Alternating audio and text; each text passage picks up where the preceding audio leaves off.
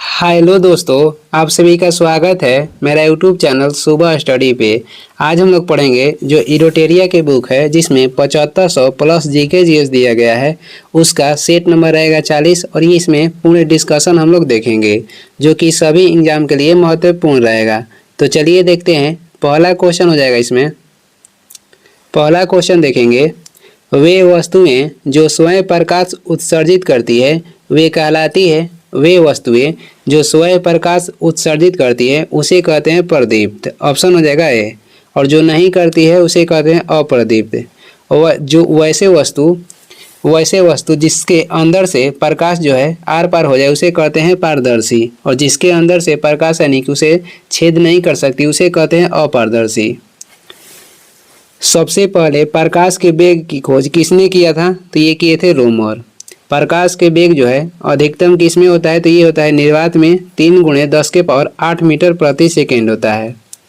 प्रकाश के फोटोन सिद्धांत के जो व्याख्या करेगा किसने किया था? तो प्रकाश के फोटोन सिद्धांत के व्याख्या किए थे आइंस्टीन ने। वह ऊर्जा जिसके प्रभाव से हम वस्तु को देखते हैं उसे कहते हैं प्रकाश। 2 नंबर हो जाएगा। 2 नंबर क्वेश्चन हो जाएगा, साबुन के पतले झाग में चमकदार रंगों का बनना किस परिघटना का परिणाम है? तो इसमें से हो जाएगा परावर्तन और व्यक्तीकरण के परिणाम। ऑप्शन हो जाएगा ए। अपवर्तन के कारण बाल्टी, भरी हुई बाल्टी जो है जो उसमें रखा हुआ सिक्का ऊपर अगर दिखाई देगा तो ये हो जाएगा अपवर्तन के उदाहरण। 3 नंबर देखेंगे, पृथ्वी पर किसी वस्तु का पलायन वेग चंद्रमा पर उस वस्तु के पलायन वेग से होगा। तो पृथ्वी पे जो पृथ्वी के पलायन वेग होता है ये चंद्रमा से अधिक होता है तो ये हो जाएगा अधिक। ऑप्शन हो जाएगा बी। जो पृथ्वी के पलायन वेग है ये होता है 11.2 किलोमीटर प्रति सेकेंड। चंद्रमा के पलायन वेग कहेगा तो ये हो जाएगा 2.37 किलोमीटर प्रति सेकेंड। सूर्य के पलायन वेग होता है 42 किलोमीटर प्रति सेकेंड। आगे बढ़ेंगे, अगला क्वेश्चन हो जाएगा 4 नंबर है, निम्न में से कौन सा अजय अपघटनीय प्रदूषक है? तो इसमें से अजय अपघटनीय प्रदूषक जो हो जाएगा डीडीटी हो जाएगा। ऑप्शन हो जाएगा बी। इसका फुल फॉर्म कहेगा तो डाइक्लोरो डाइफिनाइल ट्राइक्लोरो इथेन हो जाएगा। और ये क्या है? तो एक प्रकार के कीटाणुनाशक है। विरंजक चूर्ण और डीडीटी ये दोनों क्या है? तो कीटाणुनाशक है। विरंजक चूर्ण के सूत्र हो जाएगा CaOCl2। ये जो डीडीटी है ये किससे बनता है? तो डीडीटी बनता है क्लोरल से। किससे बनता है? क्लोरल से। 5 नंबर हो जाएगा, एक हाइड्रोकार्बन जिसमें कार्बन के 2 परमाणु द्विबंध द्वारा जुड़े हैं वह कहलाता है। तो वह कहलाता है एल्कीन। ऑप्शन हो जाएगा बी। एल्कीन जो है असंतृप्त हाइड्रोकार्बन है, वही एल्केन हो जाएगा संतृप्त हाइड्रोकार्बन। एल्केन के सूत्र होता है CnH2n+2। एल्कीन के हो जाएगा CnH2n और एल्काइन के हो जाता है CnH2n-2।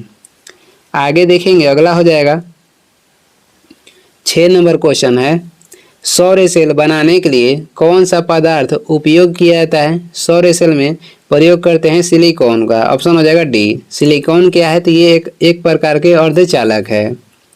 पारा को किस में रखते हैं? तो पारा को लोहे के पात्र में रखा जाता है। सर्वाधिक यौगिक बनाने वाला तत्व कहेगा तो ये हो जाएगा कार्बन। सर्वाधिक यौगिक बनाने वाला तत्व हो जाएगा कार्बन। और वही अक्रिय गैस कहेगा सर्वाधिक यौगिक बनाने वाला तो ये हो जाएगा जिनोन। 7 नंबर देखेंगे, निम्नलिखित में से कौन संयोजी ऊतक का उदाहरण है? तो इसमें से संयोजी ऊतक के उदाहरण हो जाएगा रक्त, उपास्थि और अस्थि, यानी कि इसमें से हो जाएगा सभी 1, 2, 3।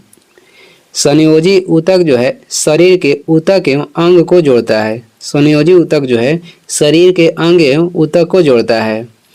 ऊतक शब्द के प्रयोग पहली बार किसने किया था? ये किए थे बीचट। ऊतक के निर्माण किससे होता है? तो ऊतक के निर्माण जो होता है ये होता है प्रोटीन से। आगे बढ़ेंगे, अगला क्वेश्चन हो जाएगा 8 नंबर है, कोशिका विभाजन मुख्यतः कितने प्रकार के होते हैं? कोशिका जो विभाजन है ये मुख्यतः होते हैं 3 प्रकार के। ऑप्शन हो जाएगा बी। और कौन कौन? तो ये हो जाएगा समसूत्री विभाजन, अर्धसूत्री विभाजन और असूत्री विभाजन। ये 3 प्रकार के हो गया कोशिका विभाजन। जो समसूत्री विभाजन है ये कायिक कोशिका में होता है, और समसूत्री में जो कोशिका है दोनों पार्ट यानी कि सम विभाजन होता है, दो पार्ट को समान रूप से विभाजन होता है, उसे कहते हैं समसूत्री विभाजन, और ये होता है कायिक कोशिका में। अर्धसूत्री विभाजन किस में होता है? तो जनन कोशिका में। असूत्री विभाजन किस में होता है? तो ये होता है जीवाणु में।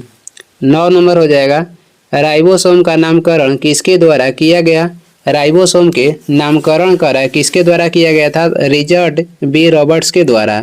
ये नामकरण कह रहा है कि रिचर्ड बी रॉबर्ट्स राइबोसोम के क्या किए थे? तो नामकरण किए थे। खोज किसने किए थे? तो पैलेट ने राइबोसोम के खोज किए थे 1953 में। राइबोसोम जो है ये बना होता है आरएनए प्लस प्रोटीन के, आरएनए प्लस प्रोटीन से मिलकर बना होता है राइबोसोम। राइबोसोम को प्रोटीन के फैक्ट्री भी बोलते हैं। केंद्रक के खोज किए थे रॉबर्ट ब्राउन 1831 में। आगे बढ़ते हैं, 10 नंबर हो जाएगा, हृदय मांसपेशी को कहते हैं, हृदय मांसपेशी को क्या कहते हैं? तो हृदय मांसपेशी को बोलते हैं मायोकार्डियम। ऑप्शन हो जाएगा सी, मायोकार्डियम। मानव शरीर में पसलियों की संख्या कहेगा तो 12 जोड़ी होता है, और वही टोटल मानव शरीर में मांसपेशी कितना होता है? तो 639 होता है। एपिथेलियम जो ऊतक है ये शरीर में सुरक्षा का कार्य करता है। आगे बढ़ते हैं, अगला हो जाएगा 11 नंबर क्वेश्चन है, प्रोप्रियोसेप्टिव न्यूरोम ऑस्कुलर फैसिलिटेशन यानी कि पीएनएफ तकनीक संबंधित है। तो पीएनएफ जो तकनीक है ये किससे संबंधित है? शरीर के लचीलापन से ये संबंधित है। ऑप्शन हो जाएगा सी, शरीर के लचीलापन से। पेशीय ऊतक जो है ये मानव शरीर में गति के कार्य करता है। शरीर के गति कार्य कौन करता है? तो पेशीय ऊतक। प्रोकैरियोटिक ऊतक में जो प्रोकैरियोटिक कोशिका है इसमें 70 प्रकार के राइबोसोम, 70 इस प्रकार के राइबोसोम पाया जाता है। यूकैरियोटिक कोशिका में जो है राइबोसोम 80 इस प्रकार के पाया जाता है। प्रोकैरियोटिक में पाया जाता है 70 एस राइबोसोम, और यूकैरियोटिक में कहेगा तो 80 एस राइबोसोम पाया जाता है। आगे बढ़ते हैं, अगला क्वेश्चन हो जाएगा 12 नंबर है, वह भिक्षु कौन था जिसके साथ चंद्रगुप्त मौर्य दक्षिण भारत गए था? वह भिक्षु कौन था जिसके साथ जो चंद्रगुप्त मौर्य थे दक्षिण भारत गए थे? तो ये हो जाएंगे भद्रबाहु। ऑप्शन हो जाएगा डी। जो कल्पसूत्र है इसकी रचना भद्रबाहु ने ही किए थे। जो बौद्ध संगीति चौथा हुआ था, बौद्ध संगीति जो चौथा हुआ था ये हुआ था कश्मीर के कुंडन वन में, और ये किसके अध्यक्षता में हुआ था? तो ये हुआ था वसुमित्र के अध्यक्षता में। किसका शासनकाल था? तो कनिष्क के शासनकाल था। अशोक ने बौद्ध धर्म के शिक्षा किससे ली थी? तो उपगुप्त से। बुद्ध चरित्र के लेखक कौन हो जाएंगे? बुद्ध चरित्र के लेखक हो जाएंगे अश्व घोष, और ये कनिष्क के दरबार में रहते थे। 13 नंबर हो जाएगा, निम्नलिखित में से कौन जैन धर्म का संरक्षक था? जैन धर्म के संरक्षक हो जाएंगे कौलिक शासक खारवेल। ऑप्शन हो जाएगा सी। कौन थे? तो खारवेल। बिंबिसार ये हर्यक वंश के संस्थापक थे, और बिंदुसार कहेगा तो ये मौर्य वंश के थे, और ये इनका उपनाम कहेगा तो अमित्र घात हो जाएगा। बिंदुसार के कहेगा पुत्र कौन थे? तो बिंदुसार के पुत्र हो जाएंगे अशोक। बिंदुसार थे मौर्य वंश से, और बिंबिसार थे हर्यक वंश से। कालाशोक किस वंश के थे? तो ये शिशुनाग वंश के थे, और ये बिहार दरोगा मेंस में पूछा भी गया था। आगे बढ़ते हैं, अगला क्वेश्चन हो जाएगा 14 नंबर क्वेश्चन है, चैतन्य ने भक्ति आंदोलन में कौन सी विशिष्टता जोड़ी थी? तो चैतन्य ने जोड़ी थी कौन सी विशिष्टता? तो इन्होंने जोड़ा था कीर्तन। ऑप्शन हो जाएगा सी। दक्षिण भारत से जो भक्ति आंदोलन था दक्षिण भारत से उत्तर भारत में कौन लाए थे? तो ये लाए थे रामानंद। कौन सी समाज मूर्ति पूजा की विरोध करता था? तो आर्य समाज। आर्य समाज की स्थापना जो था ये किए थे दयानंद सरस्वती। कब? तो 1875 में। कहाँ पे? तो मुंबई। प्रार्थना समाज की स्थापना आत्मारंग पांडुरंग के द्वारा किया गया था 1867 में। 15 नंबर हो जाएगा, तेलुगु तथा कन्नड़ जैसी क्षेत्रीय भाषाओं का विकास किस युग में हुआ था? तो ये किस युग में हुआ था? तो ये हुआ था चालुक्य युग में। ऑप्शन हो जाएगा सी। किस युग में हुआ था? चालुक्य युग में। चालुक्य वंश के संस्थापक थे पुलकेशिन प्रथम। वाकाटक वंश के संस्थापक कहेगा तो हो जाएंगे विंध्य शक्ति। पल्लव वंश के संस्थापक थे सिंह विष्णु, और होयसल वंश के संस्थापक हो जाएंगे द्वार समुद्र। आगे बढ़ते हैं, 16 नंबर क्वेश्चन है, मराठी ग्रंथ दासबोध के लेखक कौन है? तो मराठी जो ग्रंथ दासबोध था इसका लेखक हो जाएंगे रामदास। ऑप्शन हो जाएगा डी। और एकनाथ, रामदास, तुकाराम, ज्ञानेश्वर ये सभी मराठी के क्या थे? तो ये सभी लेखक थे, मराठी भाषा के लेखक थे। 17 नंबर हो जाएगा, या कवि या लेखक भी बोल सकते हैं। ये सभी क्या थे? तो मराठी भाषा के कवि थे। आगे हो जाएगा 17 नंबर है, निम्नलिखित में से कौन सा युग में सही सुमिलित नहीं है? इसमें से आपको बताना है कि कौन सा युग में है जो कि सही सुमिलित नहीं है। तो सही सुमिलित नहीं है सेवा सदन। ऑप्शन हो जाएगा सी। सेवा सदन की स्थापना 1908 में किसने किया था? बी.एम. मालाबारी ने। बी.एम. मालाबारी किए थे। देव समाज की स्थापना 1887 में हुआ था, ये किए थे शिव नारायण अग्निहोत्री। धर्म सभा का स्थापना 1829-30 में हुआ था, ये किए थे राधाकांत देव। वेद समाज की स्थापना केशव चंद्र सेन तथा श्रीधरालु नायडू मिलकर किए थे 1867 में। तो इसमें से कह कौन सा सुमिलित नहीं है? तो ऑप्शन हो जाएगा सी। आगे बढ़ते हैं, अगला क्वेश्चन हो जाएगा 18 नंबर देखेंगे। किसने कांग्रेस के बारे में कहा था कि वे साम्राज्यवाद से लड़ते भी थे तथा सहयोग भी करते थे? तो ये कहे थे रजनी पामदत्त। ऑप्शन हो जाएगा सी। और किसने कांग्रेस के बारे में ये कहा था कि कांग्रेस अपनी पतन की ओर लड़खड़ा रही है? तो कांग्रेस जो है अपनी पतन की ओर लड़खड़ा रही है, ये बोले थे लॉर्ड कर्जन। और जो लॉर्ड डफरिन थे ये बोले थे कि कांग्रेस जो है अल्पसंख्यक के क्या करती है? तो प्रतिनिधित्व करती है। 19 नंबर हो जाएगा, राष्ट्रपिता महात्मा गांधी द्वारा रॉलेट एक्ट के विरोध में कब पूरे देश में हड़ताल का आयोजन किया गया था? ये किया गया था 6 अप्रैल 1919 को। ऑप्शन हो जाएगा बी। रॉलेट एक्ट को काला कानून की संज्ञा दी गई थी क्योंकि इसमें जिस व्यक्ति पे शक होता था उसे बिना सबूत के गिरफ्तार कर लिया जाता था। जो रॉलेट एक्ट लाया गया था ये भारत में राष्ट्रवाद को कुचलने का कार्य किया था। आगे बढ़ते हैं, अगला हो जाएगा 20 नंबर क्वेश्चन है, संसदीय प्रक्रिया में गिलोटिन का क्या अर्थ है? संसदीय प्रक्रिया में गिलोटिन के अर्थ क्या है? तो ये हो जाएगा विधेयक पर बहस को बंद कर देना। ऑप्शन हो जाएगा ए। विधेयक पर बहस को बंद कर देना और सदन को स्थगित कर देना, इसे क्या बोलते हैं? तो इसे बोलते हैं स्थगन। और जब संसदीय प्रक्रिया में विधेयक पर बहस जो है समाप्त होती है उसे क्या बोलते हैं? उसे बोलते हैं सत्रवासन।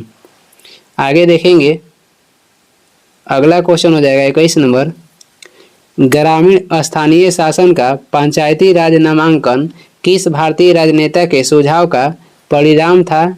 ग्रामीण स्थानीय शासन का पंचायती राज नामांकन किस भारतीय राजनेता का सुझाव था? तो ये था महात्मा गांधी के सुझाव। ऑप्शन हो जाएगा ए। देश रत्न किसे कहा जाता था? तो देश रत्न की संज्ञा दी जाती थी राजेंद्र प्रसाद को। किसने कह रहा है कि भारत की नदी घाटी परियोजना को भारत की आधुनिक मंदिर कहा था? तो ये बोले थे जवाहरलाल नेहरू। ये बोले थे भारत के जो नदी घाटी परियोजना है उसे भारत के आधुनिक मंदिर बोले थे, तो जवाहरलाल नेहरू। भारत में एकीकरण के पिता किसे कहा जाता है? तो सरदार वल्लभ भाई पटेल को। ग्राम पंचायत के गठन का उल्लेख अनुच्छेद 40 में किया गया है। आगे बढ़ेंगे, अगला हो जाएगा 22 नंबर क्वेश्चन है, निम्न में कौन पंचायतों की संरचना के उपबंध हेतु अधिकृत हैं? निम्न में कौन पंचायतों की संरचना के उपबंध हेतु अधिकृत है? ये हो जाएंगे राज्य का विधानमंडल। ऑप्शन हो जाएगा बी। पंचायत की संरचना के बारे में उल्लेख अनुच्छेद 243 के सी में किया गया है। आगे बढ़ते हैं, 23 नंबर हो जाएगा, निम्नलिखित में से सही कालक्रम की पहचान कीजिए। तो इसमें से देखते हैं, केशवानंद भारती बनाम केरल राज्य का मुकदमा कब ये लाया गया था? तो 1973 में ये चला था। मिनरवा मिल्स लिमिटेड और अन्य बनाम भारत की केंद्र सरकार का मुकदमा है, ये कब आया था? तो 1980 में। गोलकनाथ और अन्य बनाम पंजाब राज्य के मुकदमा ये कब हुआ था? तो 1967 में। और मेनका गांधी बनाम भारत की केंद्र सरकार का जो मुकदमा हुआ था ये हुआ था 1978 में। तो इसे कालक्रम के अनुसार सजाना है, तो पहले इसमें से हो जाएगा, पहले हो जाएगा 3, पहले इसमें से 3 हो जाएगा और उसके बाद हो जाएगा 1, और उसके बाद 4 हो जाएगा और उसके बाद हो जाएगा 2। ऑप्शन हो जाएगा बी। हेड एंड टेल जो पुस्तक है, हेड एंड टेल पुस्तक के लेखक हो जाएंगी मेनका गांधी। आगे बढ़ते हैं, अगला हो जाएगा 24 नंबर है, संवैधानिक उपचारों का अधिकार किन परिस्थितियों में निलंबित हो सकता है?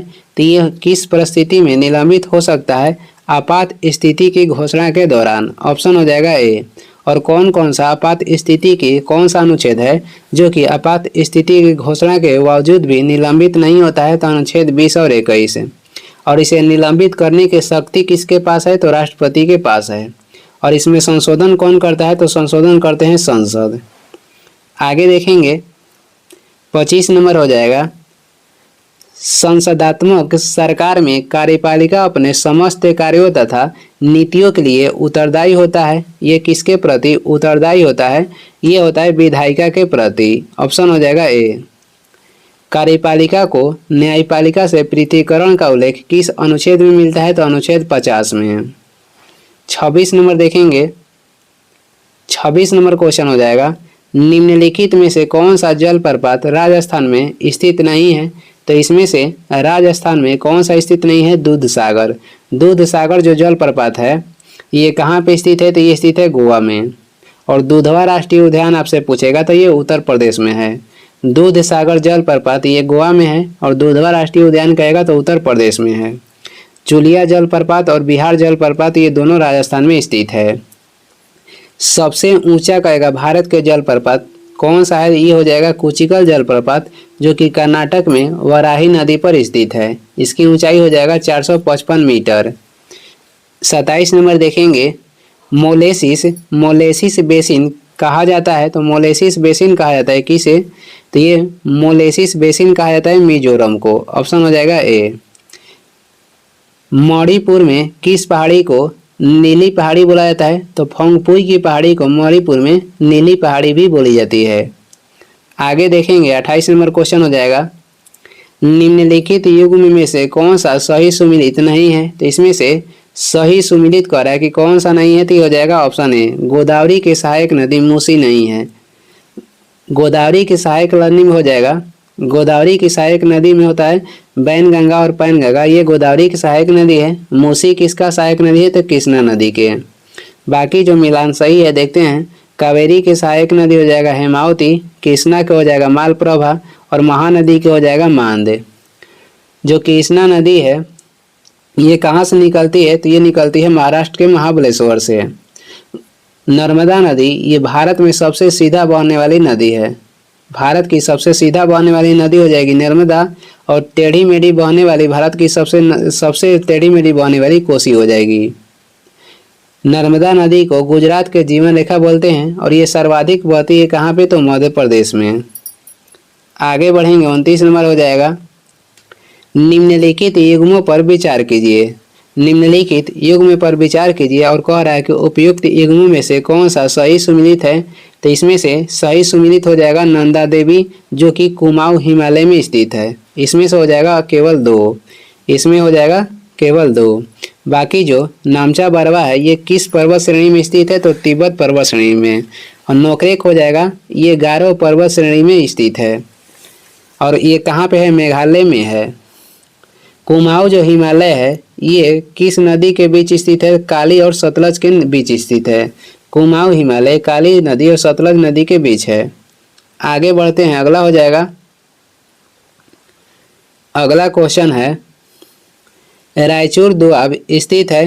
रायचूर दोआब कह रहा है कि स्थित है, तो ये स्थित है कृष्णा तुंगभद्रा नदी के मध्य। कृष्णा और तुंगभद्रा के मध्य स्थित है रायचूर दोआब। जो कावेरी नदी है ये कर्नाटक के ब्रह्मगिरी पहाड़ी से निकलती है। गोदावरी कहाँ से निकलती है? नासिक के त्रियंबक गांव से। नर्मदा नदी निकलती है अमरकंटक के पहाड़ी से। 31 नंबर हो जाएगा, भारत में शीतकालीन पवनों की दिशा क्या होती है? तो भारत में शीतकालीन पवनों की दिशा हो जाएगी उत्तर पूर्व से दक्षिण पश्चिम। उत्तर पूर्व से दक्षिण पश्चिम। ऑप्शन हो जाएगा बी। 32 देखेंगे, निम्नलिखित में से किस मानचित्र पर पर्वत, पठार, मैदान, नदियां, महासागर आदि को दर्शाया जाता है? कह रहा है कि किस मानचित्र पर पर्वत, पठार, मैदान, नदी और महासागर आदि को दर्शाया जाता है? तो ये दर्शाया जाता है भौतिक मानचित्र में। ऑप्शन हो जाएगा ए। और वही वनस्पति मानचित्र, वर्षा मानचित्र, उद्योग मानचित्र, ये किस में दर्शाया जाता है? तो थीमेटिक मानचित्र में, ये हो जाएगा थीमेटिक में।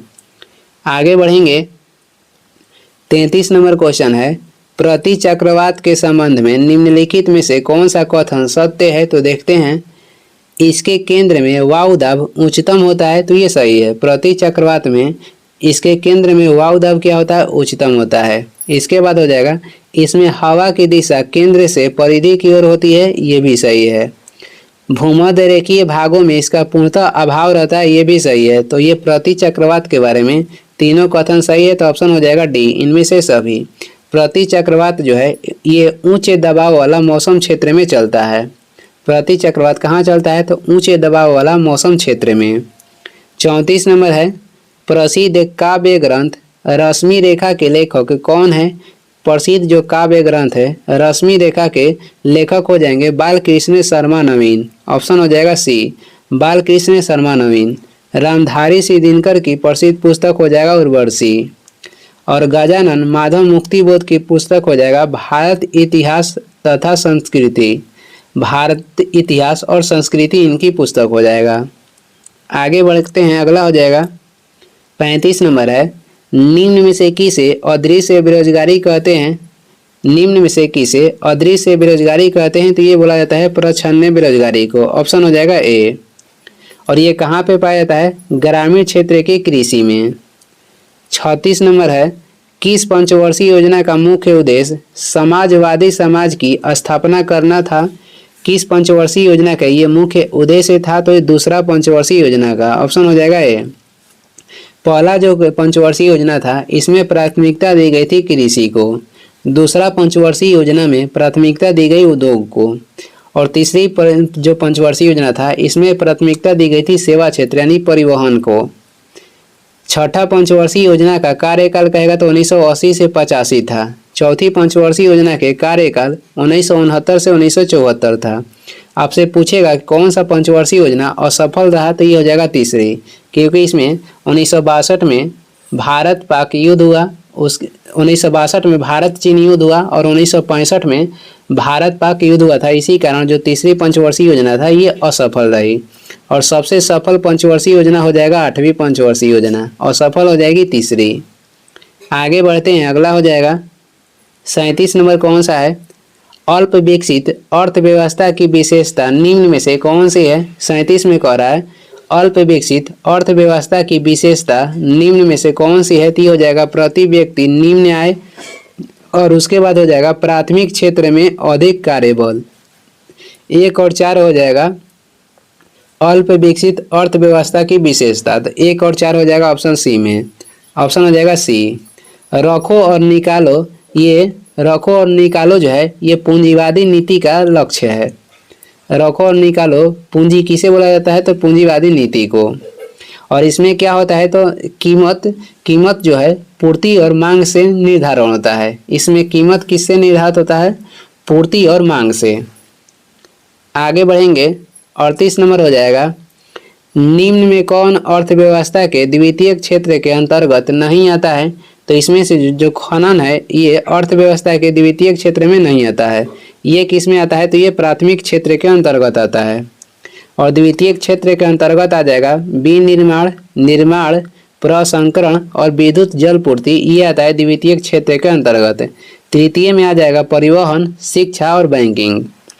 39 देखेंगे, 39 है, निम्नलिखित में से किसे बृहत मुद्रा के गणना में शामिल नहीं किया जाता है? यानी कि M3 में, M3 को बोला जाता है बृहत मुद्रा। इसमें कह रहा है कि किसे शामिल नहीं किया जाता है? तो डाकघर, बचत बैंक में जमा राशि, डाकघर, बचत बैंक में जमा धनराशि को इसमें शामिल नहीं किया जाता है। बाकी जनता के पास करेंसी, बैंकिंग प्रणाली से मांग जमाएं और सावधि जो जमाएं हैं वो भारतीय रिजर्व बैंक के पास अन्य जमाएं, ये तीनों शामिल किया जाता है। आगे बढ़ेंगे, 40 नंबर क्वेश्चन हो जाएगा, निम्नलिखित पर विचार करें। और कह रहा है कि वातावरण में निम्न में से किसकी अधिकता के कारण अम्ल वर्षा होती है? तो इसमें से अम्ल वर्षा सर्वाधिक किसके वातावरण में अधिकता से होता है? तो नाइट्रोजन ऑक्साइड और सल्फर डाइऑक्साइड के अधिकता से।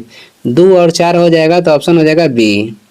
नाइट्रोजन ऑक्साइड और सल्फर डाइऑक्साइड के सर्वाधिक प्रदूषण से क्या होता है, तो ये होता है अम्ल वर्षा। और आपसे पूछेगा कि सर्वाधिक अम्ल वर्षा किस देश में होता है, तो ये होता है नॉर्वे में। कार्बन मोनोऑक्साइड जो है ये परिवहन गाड़ी जो रोड पर चलती है उससे जो निकलता है प्रदूषण, उससे कार्बन मोनोऑक्साइड फैलता है और उस क्षेत्र में क्या करता है कि ऑक्सीजन को ब्लॉक कर देता है। इसी कारण मनुष्य को सांस लेने में दिक्कत आती है। ओजोन संरक्षण के लिए मॉन्ट्रियल कनाडा में मॉन्ट्रियल प्रोटोकॉल किया गया था 16 सितंबर 1987 को, और इसी के उपलक्ष्य में ओजोन संरक्षण दिवस 16 सितंबर को मनाया जाता है। आगे बढ़ते हैं, अगला हो जाएगा 41 देखेंगे। 41 है जलवायु परिवर्तन पर भारत की प्रथम राष्ट्रीय कार्य योजना कब लोकार्पित की गई थी, तो ये की गई थी कब, तो 2008 में। ऑप्शन हो जाएगा बी। भारत में अंत्योदय अन्न योजना कब शुरू किया गया था, 2000 ईस्वी में। आप जो पार्टी है इसका गठन कब हुआ था, 2012 में।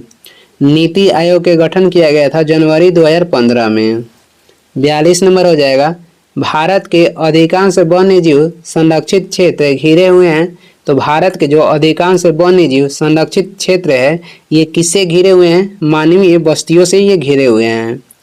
भारत में वन्य जीव संरक्षण अधिनियम कब लाया गया था, तो 1972 में। और वन संरक्षण अधिनियम आपसे पूछेगा तो 1980 में लाया गया था। पर्यावरण संरक्षण अधिनियम 1986 में लाया गया था। आगे बढ़ेंगे, अगला हो जाएगा 43 नंबर हो जाएगा, भू आवेष्टित देशों में से कौन से देश है जो दोहरे भू आवेष्टित है, तो इसमें से दोहरे भू आवेष्टित देश हो जाएगा उज्बेकिस्तान। ऑप्शन हो जाएगा बी। सबसे बड़ा भू आवेष्टित देश यानी कि स्थलरूढ़ देश कौन सा है, तो हो जाएगा कजाकिस्तान। और विश्व में टोटल स्थलरूढ़ देशों की संख्या कितनी है, तो 44 है।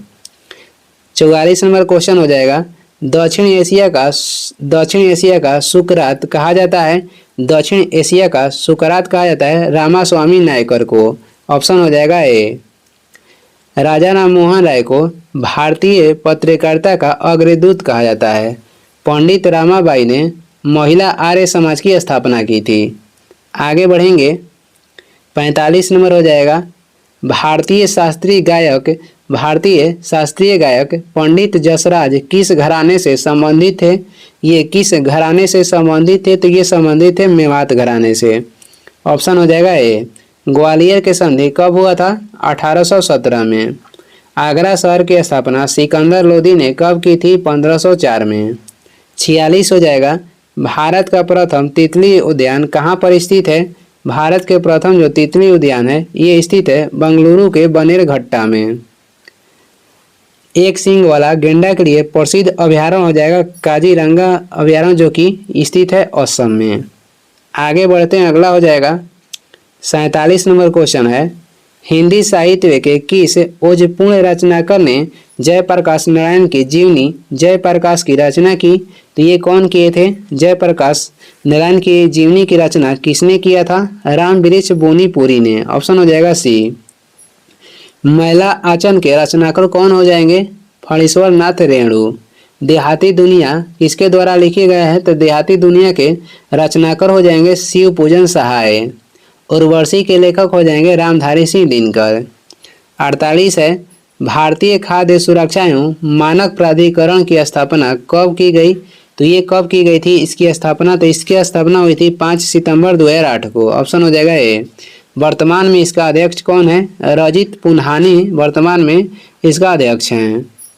आगे बढ़ते हैं, 49 नंबर हो जाएगा, निम्नलिखित में से कौन सी जनजाति ऋतु प्रवास किया करते थे, तो इसमें से कौन सी जनजाति थी जो कि ऋतु प्रवास किया करते थे, तो भोटिया जनजाति। ऑप्शन हो जाएगा ए। कौन जनजाति, भोटिया। और ये कहाँ पर निवास करती है, तो सिक्किम उत्तराखंड, प्रमुख रूप से सिक्किम उसके बाद उत्तराखंड।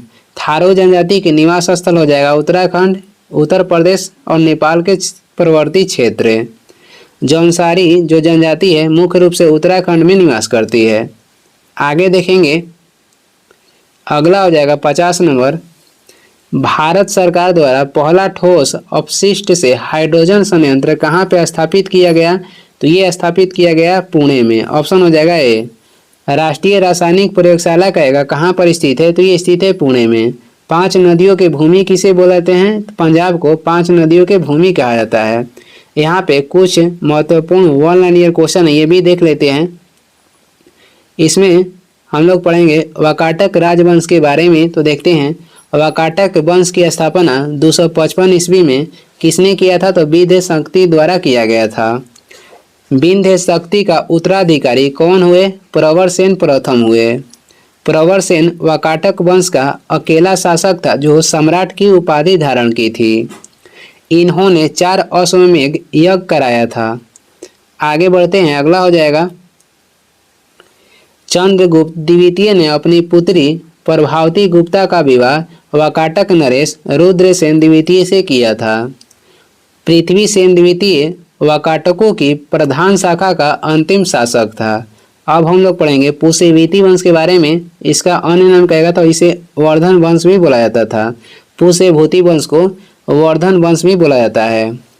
पुष्यभूति वंश के संस्थापक कौन थे, तो ये हो जाएंगे पुष्यभूति। इनकी राजधानी कहाँ पे थी, तो थानेश्वर। इस वंश को प्रभावशाली शासक प्रभाकर वर्धन था। आगे बढ़ेंगे, अगला हो जाएगा इन्होंने परम भाट्रक और महाराजा धीराज की उपाधि धारण की थी। प्रभाकर वर्धन का उत्तराधिकारी राज्यवर्धन हुआ। राज्यवर्धन की हत्या गौड़ शासक जो शशांक थे इसने कर दी, और जो बोध गया के बोधि वृक्ष है उसे भी शशांक ने कटवाया था। राज्यवर्धन के उत्तराधिकारी कौन हुए, तो इसका उत्तराधिकारी हुए हर्षवर्धन। हर्षवर्धन को शिलादित्य के उपनाम से भी जाना जाता था। हर्षवर्धन और पुलकेशिन द्वितीय के बीच नर्मदा नदी के तट पर युद्ध हुआ था, जिसमें हर्षवर्धन की हार हुई थी। चीनी यात्री ह्वेनसांग हर्षवर्धन के शासनकाल में भारत आया था। आगे बढ़ते हैं, अगला हो जाएगा हर्ष के समय में नालंदा महाविहार ये महायान बौद्ध धर्म की शिक्षा के प्रधान केंद्र था। जो बौद्ध धर्म है हीनयान और महायान में कब बटा था, चौथी बौद्ध संगीति में बौद्ध धर्म 2 भागों में बटा था, हीनयान और महायान में। हर्ष के दरबारी कवि कौन थे, तो ये थे कवि बाणभट्ट। बाणभट्ट ने हर्षचरित कादंबरी की रचना की। प्रियदर्शी का रत्नावली तथा नागानंद ये 3 संस्कृत नाटक की रचना किसने किया था, तो हर्षवर्धन ने। हर्ष के समय मथुरा सूती वस्त्रों के निर्माण के लिए प्रसिद्ध था। और ये इस वीडियो के लास्ट क्वेश्चन है। वीडियो को लास्ट तक देखने के लिए धन्यवाद। वीडियो पसंद आ रहा है तो लाइक कर दें, चैनल पर नए हैं सब्सक्राइब कर दें। कुछ सुझाव एवं सलाह देना है तो कमेंट करके ज़रूर बताएं। Thank you.